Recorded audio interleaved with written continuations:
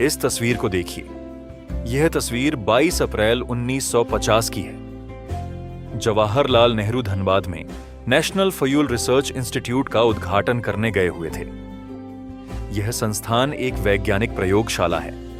आपको बता दें, जनवरी 1950 में 2 अन्य राष्ट्रीय प्रयोगशालाएं पुणे और दिल्ली में स्थापित की जा चुकी थीं।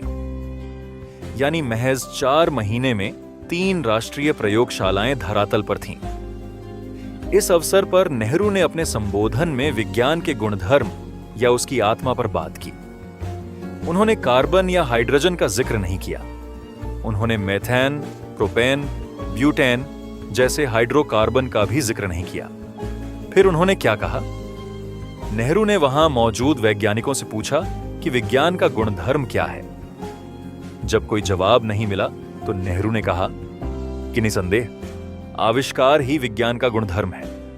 यानी आविष्कार ही विज्ञान को अविरल और निरंतर बनाते हैं। यह निरंतरता विज्ञान को गतिशीलता प्रदान करती है। यह गतिशीलता यानी डायनेमिज्म उसको संकीर्णता से दूर करती है और उसके कार्य क्षेत्र का विस्तार करती है।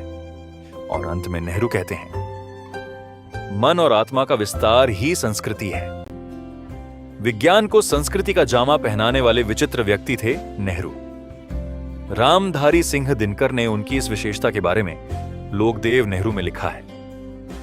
जवाहरलाल जी की आंखों में स्वप्न चमकता था, जिसका मूल किसी दूर भविष्य में था।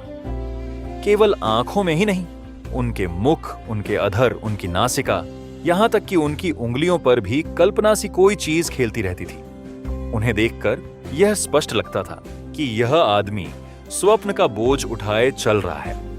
विज्ञान के आविष्कारों से उनके भीतर आनंद की गुदगुदी पैदा होती थी और विज्ञान को ही वह शायद मनुष्य जाति का सबसे बड़ा काव्य मानते थे।